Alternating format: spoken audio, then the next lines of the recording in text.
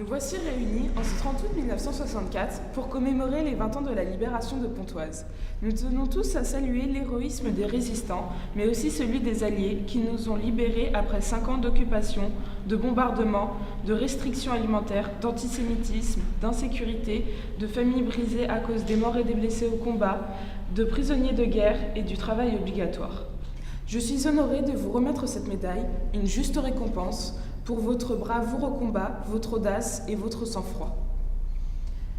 Avec l'arrivée des soldats américains, Pontoise renaissait de ses cendres et de ses ruines.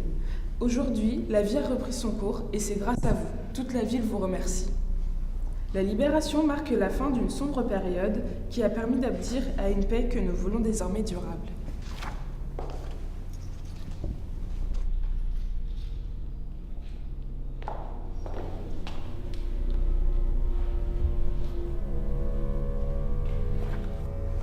I know you! Je ne serre pas la main d'une collaboratrice. Comment osez-vous? Je te hais pour tes crimes. Faites-la sortir de ce lieu empreint de souvenirs des héros de la patrie. Elle a trahi son pays. Je vous ai arrêté à la fin de la guerre et enfermé à la caserne Bossu. Vous avez collaboré avec l'Allemagne nazie. Vous avez dénoncé d'innombrables juifs, les résistants aussi, les amenant à une mort certaine. Vous avez sélectionné des bébés pour devenir les enfants parfaits du Reich au Lebensborn de la Morlaix. Vous êtes une traître, Camille. Ou devrais-je dire, Madeleine? Ce n'est pas vrai. Heureusement que des hommes ont résisté contre l'injustice et continuent aujourd'hui. Même chez moi, depuis peu, on a le droit d'être amis ou simplement de parler avec tout le monde. Whatever the color of your skin, thank you, Mr. Luther King, I have a dream too. C'est une traître! Killer! You destroy my life and kill my friend. C'est un traître! Comment le savez-vous? J'ai aperçu son tatouage au début de la cérémonie. Le même porté par la femme qui nous a menacés, puis qui a tiré sur John en le tuant. C'est un traître!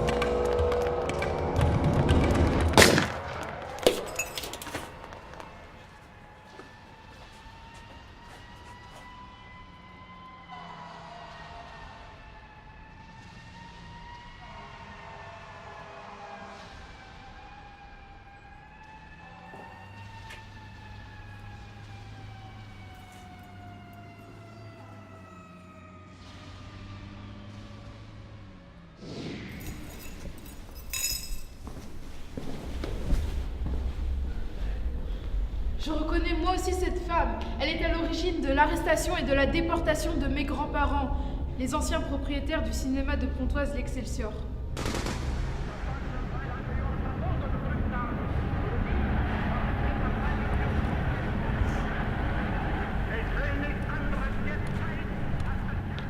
Wo sind die Juden oder soll ich sagen, wo sind die Tiere?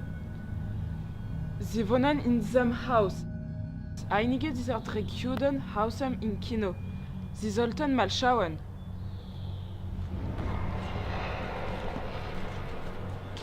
Still!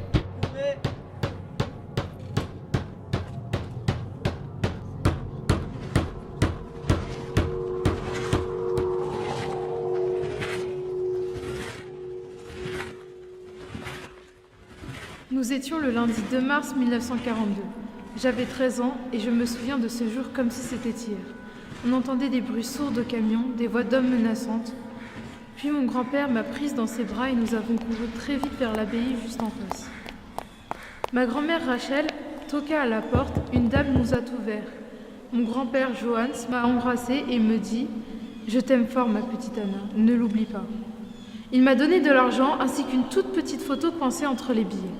Puis, ma grand-mère m'a prise dans ses bras et m'a remis son collier tout en me disant « Promets-moi de le garder jusqu'à mon retour ». Ensuite, elle s'est tournée vers la femme et lui dit « Je veux que ma petite fille vive loin de toutes ces atrocités. Je peux compter sur vous ?» Elle lui répondit « Oui, partez l'âme sereine, que Dieu vous protège. » La femme m'a prise la main. Je pleurais toutes les larmes de mon corps lorsque je les ai vus s'éloigner de plus en plus jusqu'à ce que la porte se referme devant moi. Quelques mois plus tard, j'ai entendu des rumeurs qui parlaient des Juifs. Les Allemands continuaient de détruire les biens des Juifs et de leur retirer le droit de travailler dans la fonction publique. J'entendais aussi que les Juifs étaient obligés de porter l'étoile de David, puis j'entendis enfin que les nazis traquaient les résistants.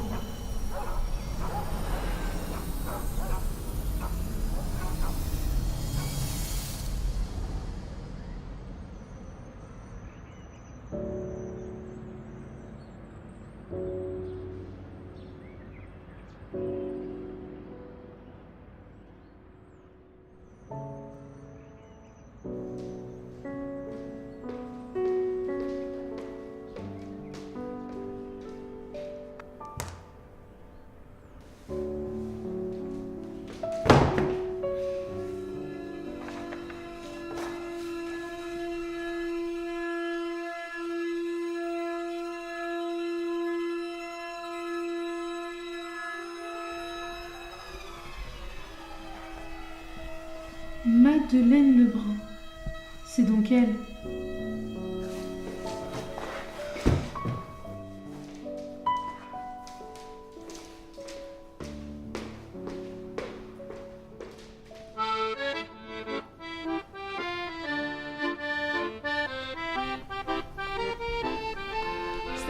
Здравствуйте. Вы русская? Нет, мой дедушка бежал из России, он был еврей, он был депортирован. Я солдат 60-й армии. Меня освободили Auschwitz. Le soldat soviétique a été sensible à mon histoire. Il venait d'un régiment qui couvrait le flanc nord de l'avance de la 60e armée. Il m'a donc raconté la libération de Cracovie et ensuite leur découverte du camp d'Auschwitz. Il m'a promis de m'aider à essayer de retrouver la trace de mes grands-parents. J'ai voyagé avec lui jusqu'en Allemagne et ensuite toujours avec son aide jusqu'en Pologne. C'est là-bas que j'ai découvert l'horreur des camps.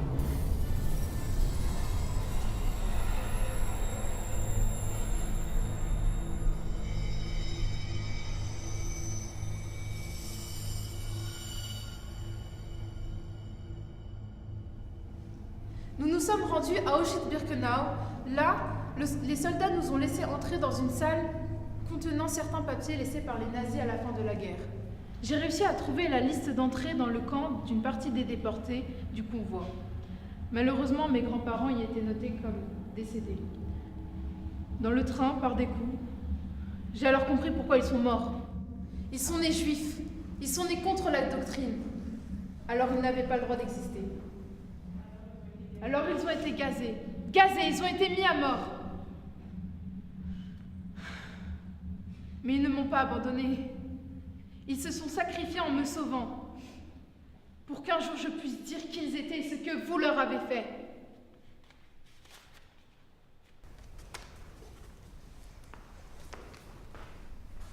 J'ai changé depuis.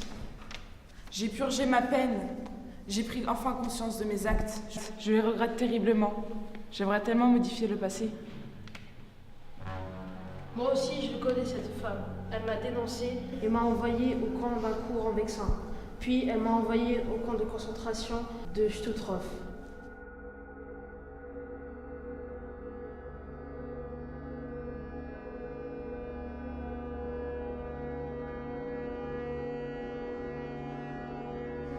Je me rappelle, cette année, j'ai préparé mon bac au collège de Pontoise.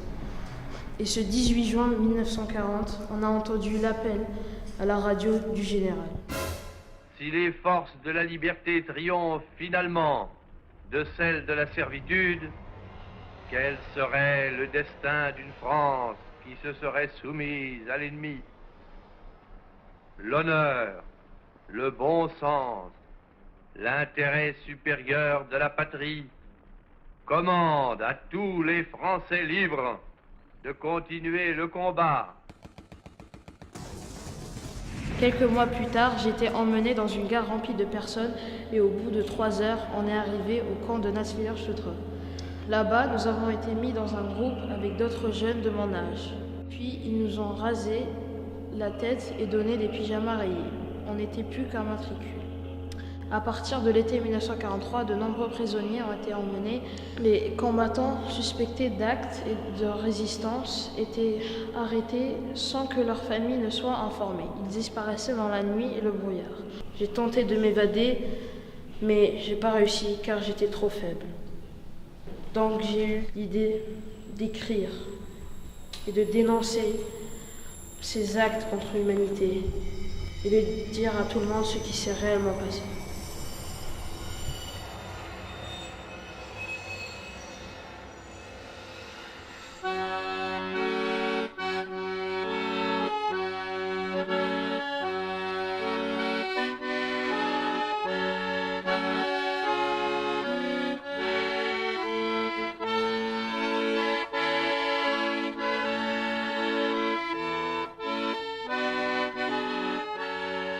J'ai gardé une grande rancœur pour ceux qui nous ont fait du mal, David et moi.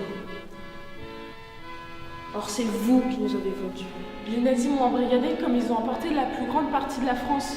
Pétain lui-même, Pétain le sauveur de Verdun, nous imposait la collaboration. Je n'ai fait que suivre les directives du pays. De plus, la propagande antisémitiste était partout. Journaux, affiches, brochures. Mon métier était d'informer la population de tout ce qui se disait. Le message était clair, il fallait se débarrasser des Juifs. Or oui, j'ai dénoncé des Juifs et des opposants.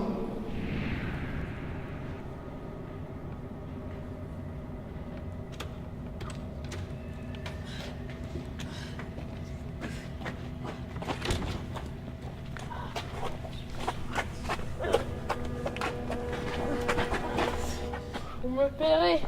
Je me bats pour la libération de la France, contre l'oppression de l'occupant. Je suis un patriote. Et moi j'accomplis une mission auprès du maréchal. Où se cachent Soutumier, Sicot, Butin et les autres? Et Chaban aussi. Où comptiez-vous attaquer? À Paris? À l'aérodrome de Cormeilles? La Gestapo a déjà beaucoup d'informations sur votre groupe. Bringen Sie mir diese Person zum Internierungslager nach Ancourt. Beschluss des Präfekten von Seine-et-Oise.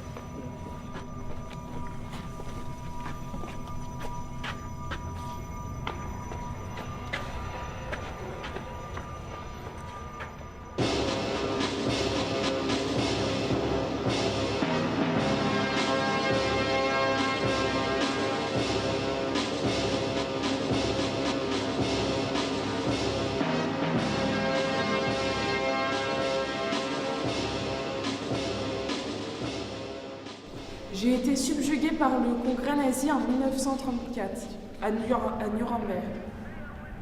Le Führer était là. Ses paroles si justes, son discours si impressionnant. On aurait dit une cathédrale de lumière. C'était magnifique. De plus, j'ai rencontré Leni Riefenstahl. Elle est si intelligente, si talentueuse, et elle était tellement en adoration devant le Führer. Elle y croyait tellement. Alors, je me suis laissée emporter. Comment aurais-je pu croire?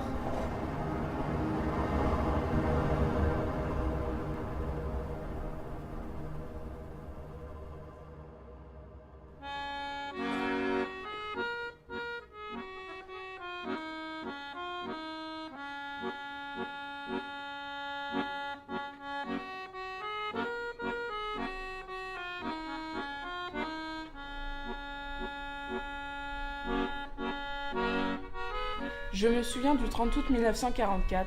À la une des journaux, on lisait « Pontoise est libre » et moi je ne l'étais plus. J'ai été arrêtée avec 52 femmes et 46 hommes, dont le sous-préfet de Seine-et-Oise. Nous avons tous été incarcérés à la caserne Bossu de Pontoise, dans l'attente d'un jugement.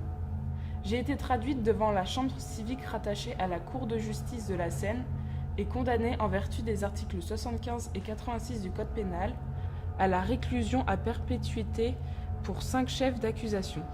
La Cour déclare Madeleine Lebrun coupable de crimes contre l'humanité pour dénonciation de juifs causant leur expulsion de leur résidence et leur déportation dans des camps de la mort, coupable d'actes commis contre les Alliés par espionnage et délation des compatriotes, coupable de complicité avec des agents de la Gestapo et intelligence avec l'ennemi, coupable de participation active à la propagande nazie, coupable de crimes en participant au programme eugénique de l'État hitlérien dans le Lebensborn de la Morlaix.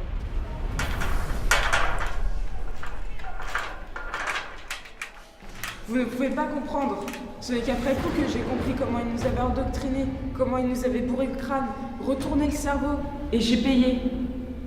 Vous êtes tous les mêmes à vous justifier et dire que vous êtes endoctrinés et que vous n'étiez pas dans votre état normal. Oui, c'est vrai. Coupable, coupable. Vous devez payer pour vos crimes. Madeleine est écrouée à la prison de Fresnes.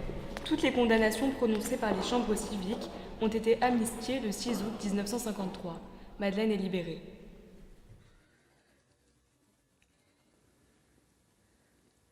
Plus rien me rassure.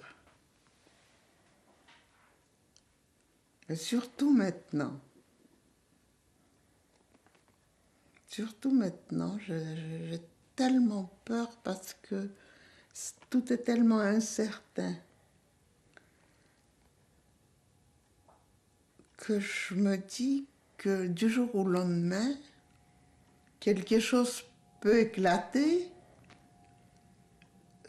sans qu'on ait le temps de réaliser.